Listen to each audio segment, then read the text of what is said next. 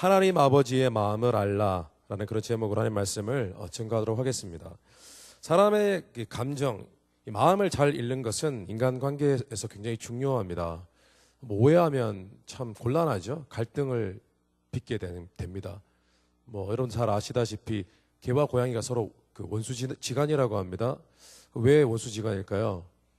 서로 그 커뮤니케이션이 잘 안 돼서 그렇다고 합니다.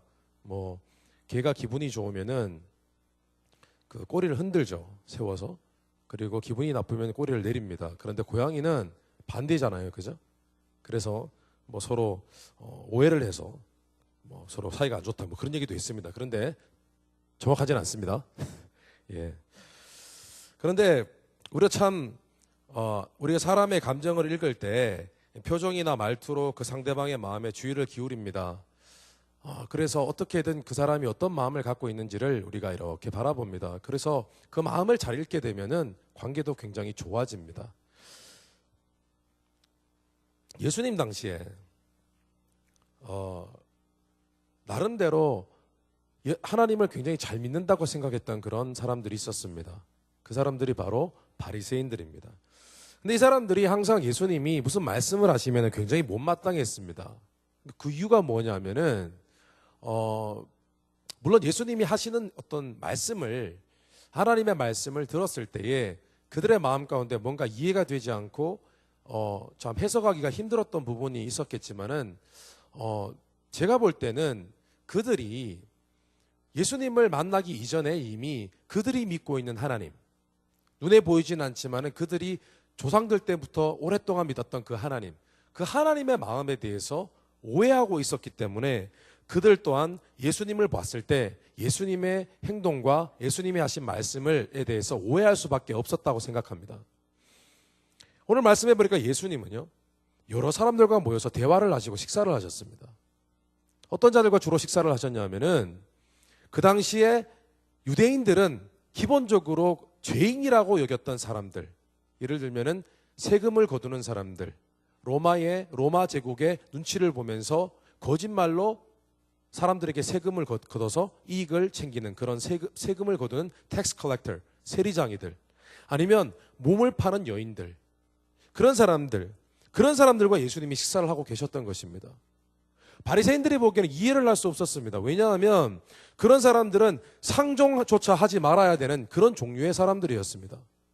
근데 예수님이 그런 사람들과 얘기하는 것뿐만 아니라 식사를 함께 하고 있는 것입니다. 그래서 바리새인들은 이렇게 생각했습니다. 만일 예수라는 사람이 정말 하나님의 뜻을 아는, 하나님이 보내신 사람이라면 도저히 저럴 수 없다. 그래서 예수님이 하시는 그 모습 때문에, 예수님이 하신 그 모습에 대해서 오해를 했기 때문에, 미스언더스탠딩을 했기 때문에 그들은 예수님이 하시는 말씀 자체를 듣고 싶지 않았습니다. 결국 예수는 하나님의 사람이 아니군, 이렇게 생각했던 것입니다.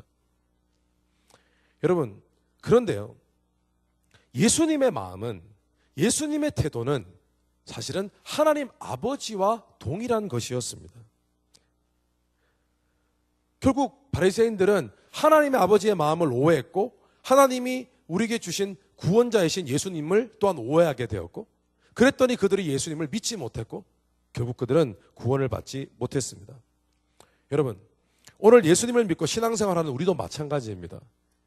우리가 정말 기쁨과 확신으로 신앙생활을 하고 싶으면 우리는 무엇보다 하나님의 마음을 알고 있어야 됩니다.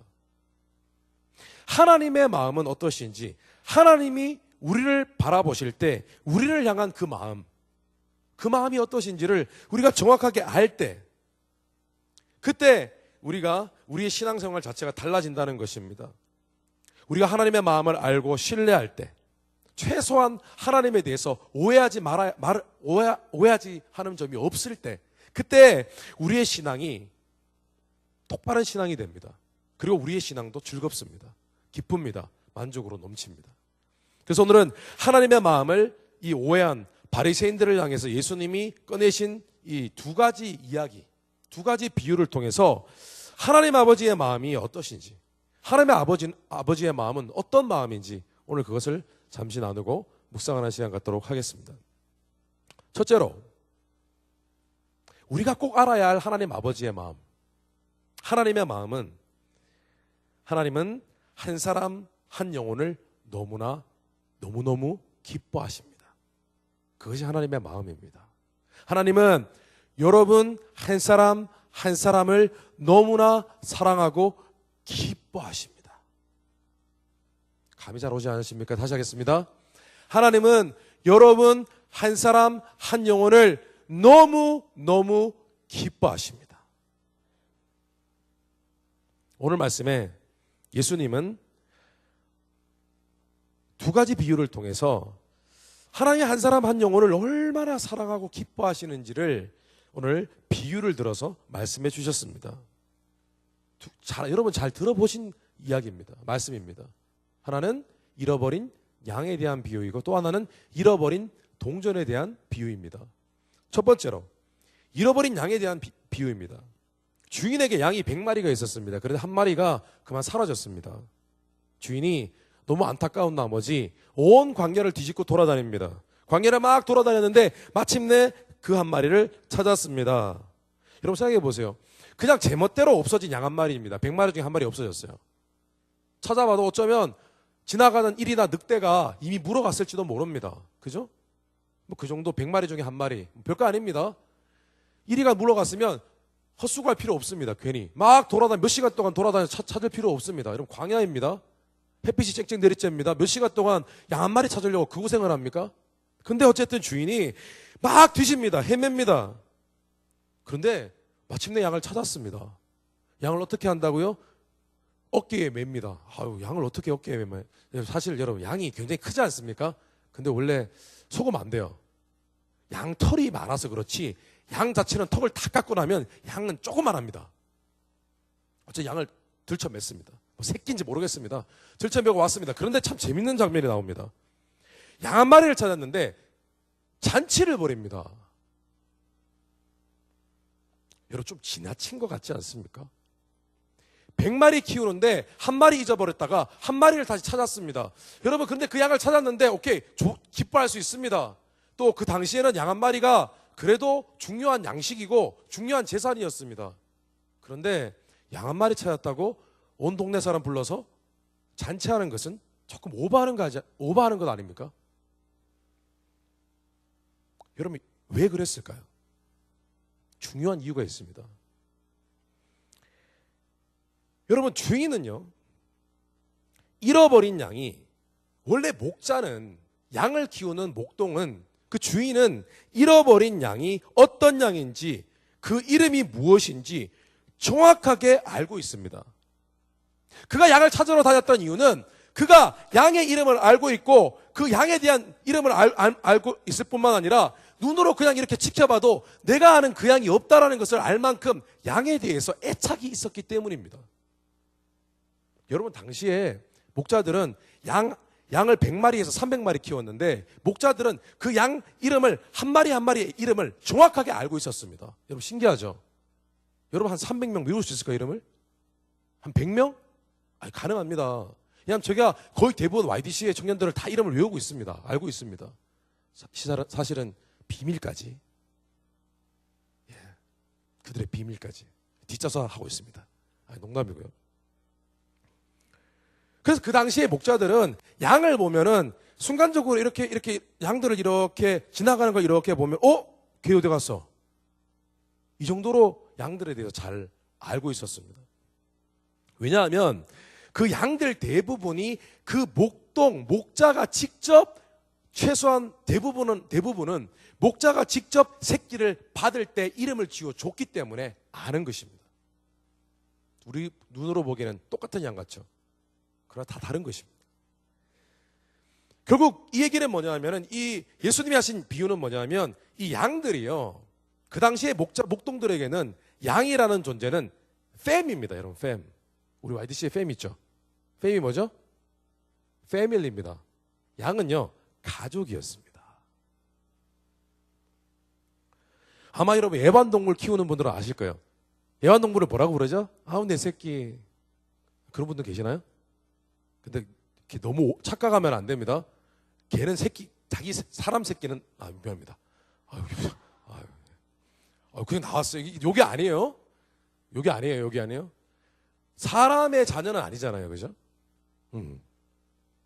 그런데 어쨌든 그 당시에는 양은 가족이었습니다. 물론 유목민들이 양을 잡아먹기도 했습니다. 제사에 바치기 위해서 그 양을 잡기도 했습니다. 그런데요, 유목민들에게 양이라는 존재는 가족이기 때문에 어쩔 수 없이 내가 음식이 필요해서 양을 잡을 때, 제사를 지낼 때 양을 잡을 때는 정말 신성하게 여겼습니다. 그리고 양에게 굉장히 고마워했습니다.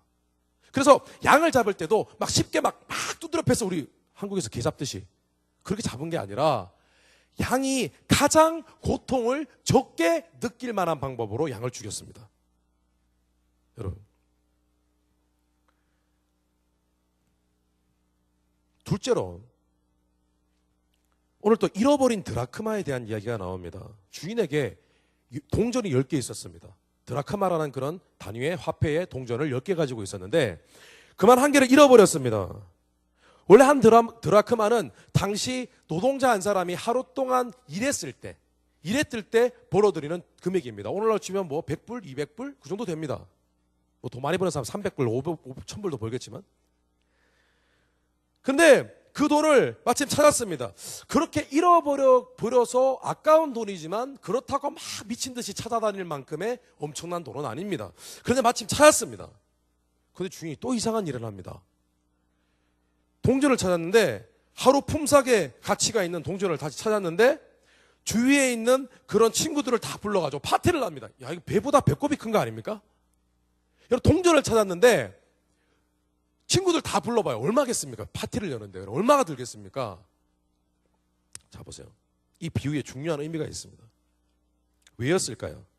왜냐하면 드라크마라는 돈의 가치보다 이 드라크마에 포함되어 있는 중요한 가치, 의미가 있어요.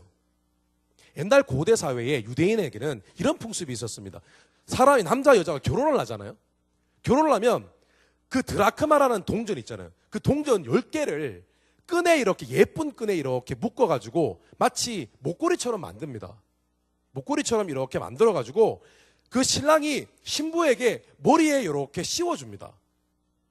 황당하죠, 여러분? 여러분, 프로포즈 할 때 한번 해보십시오. 동전에 구멍을 내야 되는구나. 그 당시에 동전에 구멍이 있었습니다. 그걸 끼워서 줍니다. 의미가 두 가지 의미가 있습니다. 하나는 뭐냐면 그걸 씌워주면 결혼했을 때 정말 경제적으로 사정이 어려울 때 꼭 필요할 때, 정말 필요할 때 쓰라고. 그리고 또 하나는 뭐냐면 이것이 한마디로 결혼의 증표였습니다. 왜냐하면 이 돈, 이 열을 치에 열심히 일한 돈만큼 그 이상으로 이 결혼이 의미가 있다는 것입니다. 중요한 의미가 있다는 것입니다. 그러니까 오늘 동전을 잃어버린 사람이 그 동전을 찾았던 것은 그 동전 자체에 가치가 있었던 게 아니라 이 동전 하나가 없으면 이 머리띠를, 그러니까 쉽게 얘기하면 이거예요. 돈띠예요, 돈띠. 돈머리띠. 이 돈머리띠에 동전 하나가 없으면 결혼할 때 받았던 그 증표의 의미가 없는 것입니다. 그래서 열심히 찾았던 것입니다. 여러분, 오늘 이 두 비유는 하나님이 우리를 너무너무 사랑하시고 동시에 우리를 너무나 기뻐하신다는 사실을 증거합니다. 그걸 증명하는 것입니다. 어떻게 증명하냐고요? 마치 목자가 양이 태어날 때 직접 새끼의 이름을 지어주었습니다. 그 새끼를 가족으로 여깁니다. 그 새끼가 없어졌을 때 누가 없어졌는지 정확하게 알고 있습니다. 찾아야 됩니다. 마치 그것처럼 하나님이 우리를 바라보실 때에 우리가 어머니 뱃속에 있기 전부터 우리를 아셨다는 것입니다. 우리의 이름을 아셨다는 거예요. 그러니까 얼마나 귀하겠습니까? 그들이 하나님을 떠나갔을 때 그들을 찾아다닌다는 것입니다. 그들 자체로 주님께서 그 이름을 아시고 그 아시는 것만으로도, 그를 창조하신 것만으로도 하나님이 그를 기뻐하신다는 것입니다. 뿐만 아니라 여러분, 결혼의 증표, 하나님 우리를 하나님 나라와 영광의 기업을 물려받을 그리스도의 신부로 삼으셨습니다. 신부로 삼으셨어요. 우리가 귀할 수밖에 없는 거예요. 돈이 아니라 증표예요. 사랑의 증표. 그런데 여러분, 그 하나님이 우리의 아버지가 되십니다. 사실 오늘 말씀 이후에 마지막으로 예수님께서 하신 비유의 이야기가 하나 더 있습니다. 그건 제가 다음 주에 설교하겠습니다. 다음 주가 아니고 다다음 주에. 그 비유가 뭐냐면 탕자의 비유입니다. 탕자의 비유. 둘째 아들이 아버지를 떠났습니다. 사치와 향락에 빠져서 떠났습니다. 근데 그 아들이 다시 망했다가 인생이 망해서 다시 돌아옵니다. 근데 사실 그 비유가 오늘 이 누가복음 15장에 있는 전체 예수님이 하신 세 가지 비유 가운데 핵심을 다루는 비유입니다. 거기에 나오는 포인트가 뭐냐 하면 거기는 주인공이 사실은 탕자입니다. 둘째 아들입니다. 아버지를 떠난. 그러나 주연보다 더 빛나는 조연이 누구냐면 바로 그 집 나간 아들을 기다리는 아버지입니다. 여러분, 우리 믿음의 내용, 우리가 믿는데 무엇을 믿느냐? 무엇을 정말 믿고 이 땅에 살 것이냐? 그 믿음의 내용 중에 제일 중요한 내용이 뭔 줄 아세요? 여러분이 이제 십자가의 보혈을 알고 하나님이 그 아들을 보내주신 사건을 바라볼 때에 우리가 반드시 기억하며 살아야 될 것은 하나님 아버지가 나를 얼마나 사랑하시고 기뻐하시는가를 우리가 아는 것입니다. 그걸 절대적으로 가슴에 담고 우리의 심장에 심는 것입니다. 여러분, 우리가 하나님 아버지의 마음을 오해하지 아니하고, 우리가 때로는 힘들잖아요. 그러면 아버지 하나님 왜 이렇게 힘들게 하시냐고 그렇게 우리가 고백할 때가 있잖아요. 믿음이 무너져요. 그런데 우리가 하나님 아버지가 나를 얼마나 사랑하시는지 기뻐하시는지, 나에게 돈꾸러미라는 그런 결혼의 징표를 내게 주시고 나를 어머니 뱃속에 있기 전에 나의 이름을 아신 그 하나님, 그 하나님의 마음을 우리가 기억할 때, 정확하게 알고 있을 때, 이해하고 있을 때, 여러분, 우리의 인생은 완전히 달라진다는 것입니다. 우리는 우리 자신의 인생을 보는 눈이 바뀌고 다른 사람을 보는 눈도 바뀌고 우리의 인생의 목적도 달라지고 우리가 살아가는 이유도 달라진다는 것입니다. 여러분, 그런데 안타깝게도 오늘날 이 시대에 문제가 있습니다. 하나님 아버지의 마음, 하나님 아버지가 우리를 얼마나 사랑하시는지 기뻐하시는지 그 마음을 이해하는 유일한 방법, 우리의 육신의 아버지, 우리의 육신의 아버지에 대한 이미지를 이 사단이 훼손시켜버렸습니다. 많은 가정을 파괴했습니다. 이 땅에 더러운 문화를 심어줘서 많은 사람들이, 많은 남자들이 사치와 향락에 빠지고 이기적이 되고 욕심으로 가득하고, 그들이 정작 가족을 이루고 아버지가 되었을 때 무능력하고 외도하고 약하게 되고 이기적이 되고 폭력적이 되고 상처로 가득하게 해서 그들의 자녀들에게 아버지에 대한 존경과 사랑을 갖지 못하도록 만든 것입니다. 이게 사단이 한 거예요. 오늘 이 시대에 얼마나 많은 가정이 깨졌습니까? 얼마나 가정에 문제가 많이 있습니까? 저도 그런 가정에 태어났습니다. 그런데 문제는 여러분, 그런 자녀들이 다시 아빠가 되고 엄마가 되었을 때 또다시 그 자녀를 실망케 한다는 것입니다.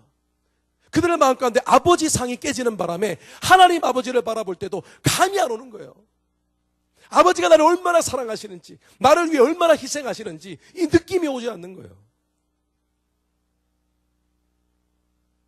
여러분, 우리의 육신의 아버지가 존경스러운 분이셨던, 무뚝뚝한 분이셨던, 상처를 주셨던 그분이 우리의 기도를 만족시키지 못하신 분이셨던, 상관없이 우리는 하나님 아버지의 마음을 깨달아 우리 가슴 속에 아버지에 대한 이미지와 기대감을 회복시키셔야 합니다. 회복해야 됩니다. 여러분, 오늘 이것을 깨닫게 되실 것입니다. 최근에 국제시장이라는 그런 영화가 개봉이 되었습니다. 아마 보신 분도 계실 것입니다. 저는 못 봤습니다. 얘기만 들었습니다. 스포일러, 들었습니다. 얘기만 들었습니다. 근데 많은 사람들이 울었다고 하더라고요. 그 영화를 본 사람들 대부분 울었다고 하더라고요. 내용인 즉슨 아주 간단합니다. 1960년대, 70년대에 그 당시 아버지들, 무뚝뚝한 아버지, 그러나 가족을 위해서 헌신적으로 사신 아버지들, 희생하신 아버지들, 그런 아버지에 대한 이야기입니다. 아마도 어떤 사람은 늘 열심히 일하시는 아버지가 생각나서 울었을 것입니다. 또 어떤 사람은 어떤 연세 드신 분들은 자신이 그렇게 인생을 살았기 때문에 자신의 인생이 다시 그 영화를 통해서 다시 회고되어져서 다시 돌아보게 되어서 아마 감동적이었을 것입니다. 또 어떤 분은 진짜 그런 아버지의 모습을 별로 느껴보지 못했기 때문에 그런 아버지가 그리워서 아마 울었는지도 모릅니다. 근데 여러분, 우리 안에 하나님 아버지의 마음을 마음이 어떠신지 그 마음이 우리 안에 회복되어야 됩니다. 동시에 하나님 아버지에 대한 기대감이 회복되어야 됩니다. 제가 졸업한 대학교에 제가 재학 중일 때 총장님이었던 그런 분이 계셨습니다. 총장님이 계셨는데 그 총장님 성함이 박찬석 총장님이십니다. 대학교 총장님이십니다. 근데 제가 언젠가 이 박찬석 총장님이 자신의 아버지에 대해서 짧은 글을 남긴 것을 제가 한번 읽은 적이 있습니다. 한번 들어보시기 바랍니다. 나는 매우 가난한 시골 동네에서 자랐다. 그러나 아버지는 가정 형편도 안 되고 머리도 안 되는 나를 대구로 유학을 보냈다. 서울도 아니고 대구예요. 제 고향인. 대구에서 중학교를 다녔는데 공부가 하기 싫었다. 되게 오래전 얘기예요. 1970년대 얘기예요. 60년대. 1학년 8반 등수는 68명 중에 68등 꼴찌였다. 아들을 중학교에 어렵게 보낼 생각을 한 아버지를 떠올리면 그냥 있을 수가 없었다. 그래서 잉크로 기록된 성적표를 68명에서 1등으로 고쳐 아버지께 보여드렸다. 야, 그 당시에도 성적을 조작했다니 대단합니다. 그죠?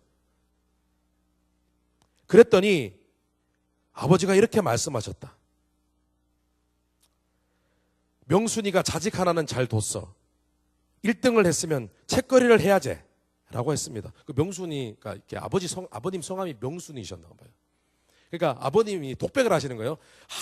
명순이가, 아버지가 자식 하나는 잘 뒀어. 1등 했으면 책거리를 해야지. 여러분, 책거리가 뭔 줄 아세요? 책거리가 뭐냐면은 뭔가 성적이 잘 나왔고 아니면은 뭐 그 교과과정 클래스에 텍스트북을 다 뗐을 때, 다 배웠을 때 파티하는 것입니다. 그게 책거리입니다.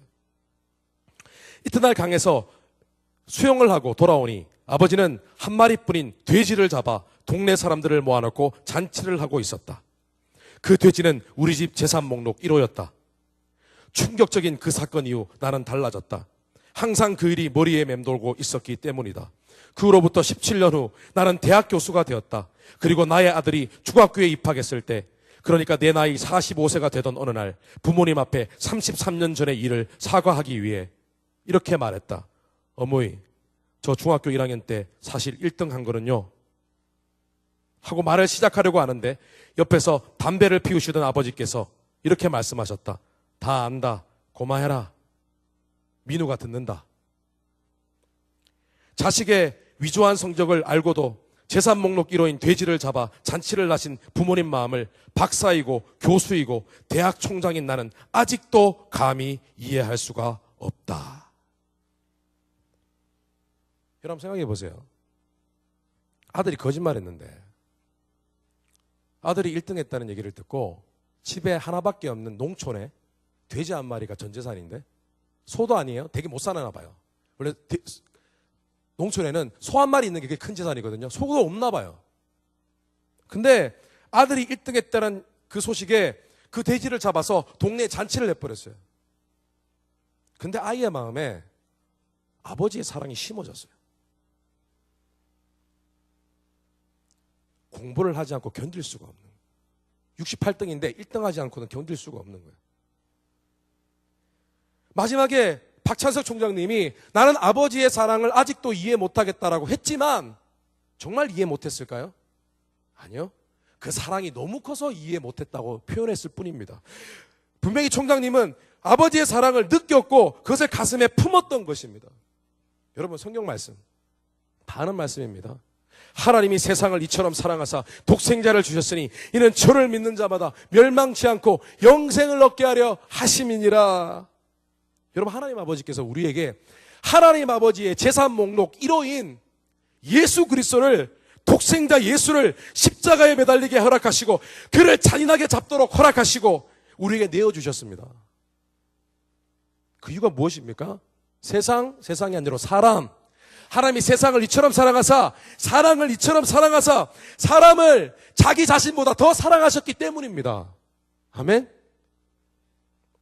스바자 3장 17절에 너희 하나님 여호와가 너희 가운데 계시니 그는 구원을 베푸실 전능자이시라. 그가 너로 말미암아 기쁨을 이기지 못하시며 너를 잠잠히 사랑하시며 너로 말미암아 즐거이 부르며 기뻐하시리라 하리라. 여러분, 아직도 우리를 향한 하나님 아버지의 마음이 심어지지 않으셨습니까? 안 와요? 안 와요? 아버지가 얼마나 사랑하시는지가 안 와요? 여러분, 이것이 없으면, 이 확신이 없으면 인생의 목적을 상실합니다. 이 확신이 없으면 걸어가다가 실족합니다.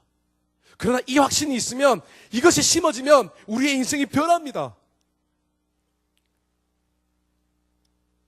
여러분, 그 사랑이 여러분에게 열심히 살아야 할 이유를 주고 있지 않습니까? 열심히 신앙생활을 해야 할 이유와 소망과 믿음을 주고 있지 않습니까? 여러분, 왜 그렇게 자존감이 낮습니까? 뭐가 두렵습니까? 뭐가 두려운가요? 구원받지 않았습니까? 하나님 아버지가 여러분을 사랑하시지 않습니까?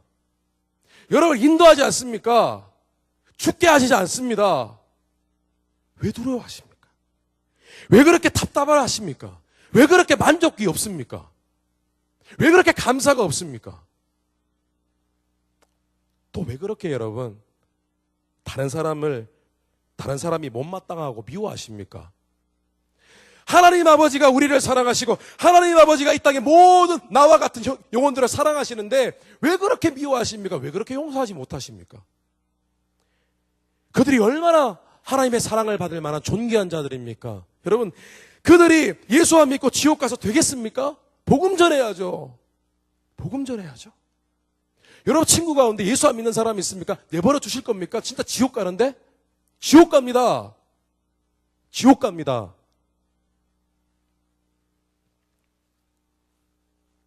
우리를 사랑하시고 기뻐하시는 하나님 아버지의 마음을 여러분 온전히 가슴에 새기시고 신뢰하시기를 주님의 이름으로 축원합니다. 그리고 하나님 아버지의 마음만으로 기뻐하며 확신으로 인생을 살아가게 되시기를 주님의 이름으로 축원합니다.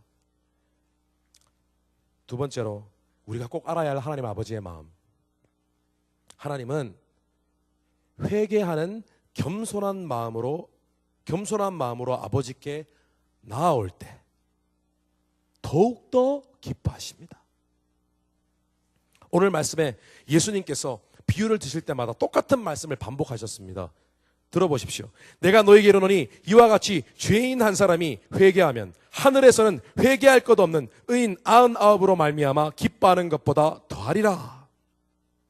또 드라크마 비유 이후에 이런 말씀하셨습니다. 내가 너에게 이르노니 이와 같이 죄인 한 사람이 회개하면 하나님의 사자들 앞에 기쁨이 되느니라.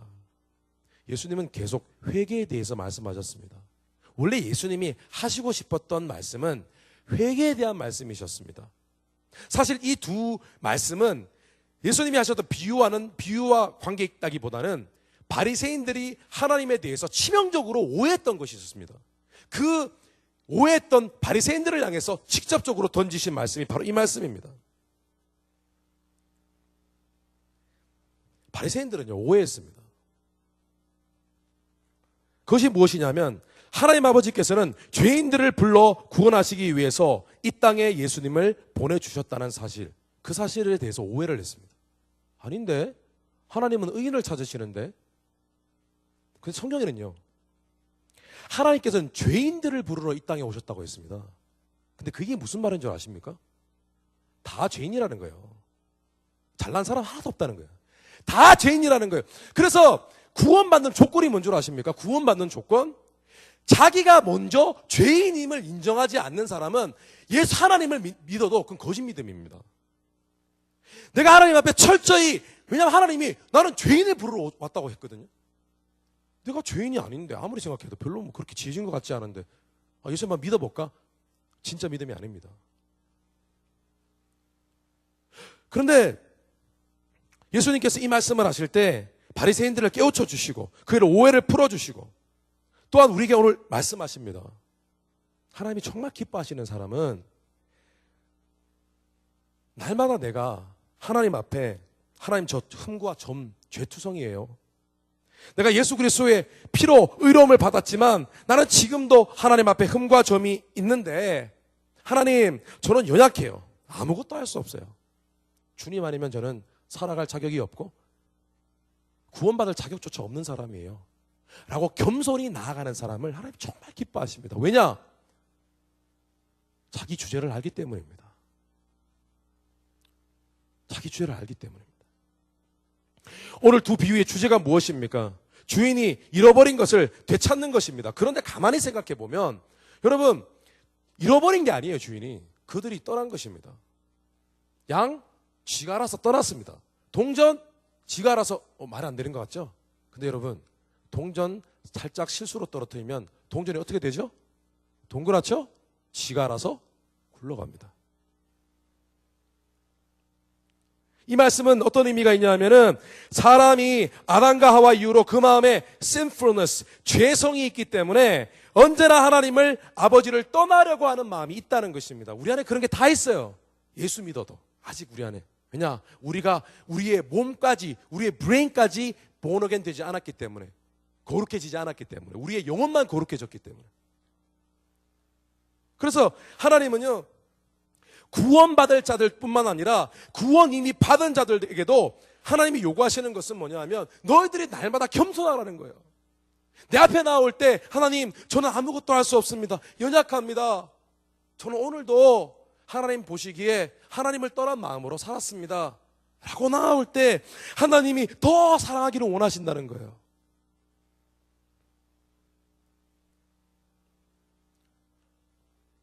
여러분, 참 이상합니다. 왜 하나님께서 그냥 우리를 기뻐하시는 것이 아니라 우리가 죄인임을 고백하고 우리가 약함을 고백할 때 하나님이 더 기뻐하실까요? 왜냐하면 여러분, 반대급부란 말이 있습니다. 반대급부. 여러분, 하나님을 늘 우리가 잘 믿는 것이 아니라 때로는 실수합니다. 연약하게 죄를 짓습니다. 남을 미워하기도 합니다. 그런데 그렇게 나락으로 밑바닥으로 떨어졌다가 다시 하나님을 찾을 때 여러분, 참 놀랍습니다. 이상하게 뭔가 참 일이 안 되었다가 다시 잘 되거나 뭔가 반등을 치거나 완전히 밑바닥으로 떨어졌다가 다시 정신 차리고 돌아올 때 여러분, 정말 감동이 됩니다. 하나님이 그것을 기뻐하십니다. 여러분, 우리가 하나님 앞에 나아갈 때 때로는 우리가 하나님의 자녀이기 때문에 정말 당당함으로 나아갈 수 있습니다. 기도할 때는 여러분, 절대로 하나님 이거 들어주실까요? 나 이렇게 죄 지었는데요. 그렇게 하면 안 됩니다. 성경에는 그렇게 나와 있지 않습니다. 기도할 때는 하나님의 자녀의 권세를 믿고 당당하게 기도하십시오. 아멘.